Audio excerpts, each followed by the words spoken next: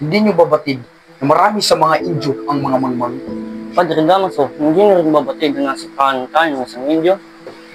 Maaaring nasaktan mo si Kapitang Tiago.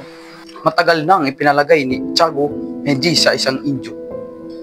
Inuulit ko, wala nang makakatalo sa kumangmangan ng mga Indio. Mga kaibigan, ikinagagala kong ipakilala sa inyo ang dahilan ng pagsasalong ito, ang anak ng nasira kong kaibigan, si Don Crisostomo Ibarra. Kararating niya lamang mula sa Europa. Buenos noches amigos, sa mga pura ng aking bayan at sa matalik na kaibigan ng aking ama, Padre Damaso. Pagkain ka ng Diyos. Patawarin niyo ako sa aking pagkakamali. Hindi ka nga nagkakamali. Ako nga si Padre Damaso. Ngunit kailan may hindi ko naging matalik na kaibigan ng iyong ama. Kayo lang nga bang anak? Umimaong si Don Rafael Ibarra? Sa inyong lingkod, Senyor Teniente. Maligayang pagdating. Naway mas maging mapalad kayo kaysa sa inyong ama. Maraming salamat po, Senyor.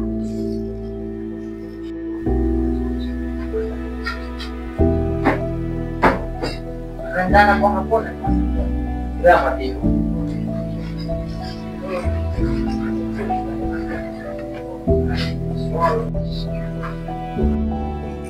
Wala ka bang mga mata? Mayroon po, senyora. Mga matang mas malinaw pa kaysa sa inyo. Ngunit ako'y nakamasindi sa maganda niyong buhok.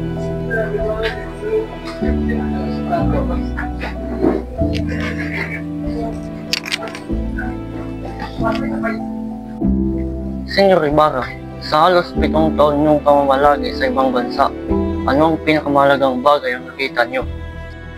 Nang natutunan ko ang kasaysayan, nalaman ko ang kalayaan o pagkakaalipin ng isang bansa, ang paghihinagpis, ang nagdidikta ng kasaganahan o ang paghihikaos nito.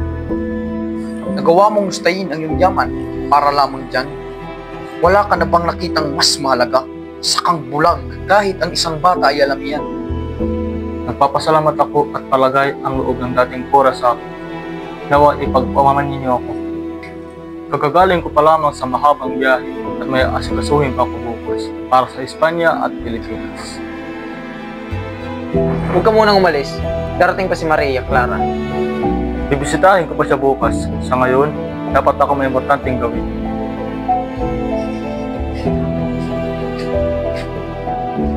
Nakita na ninyo?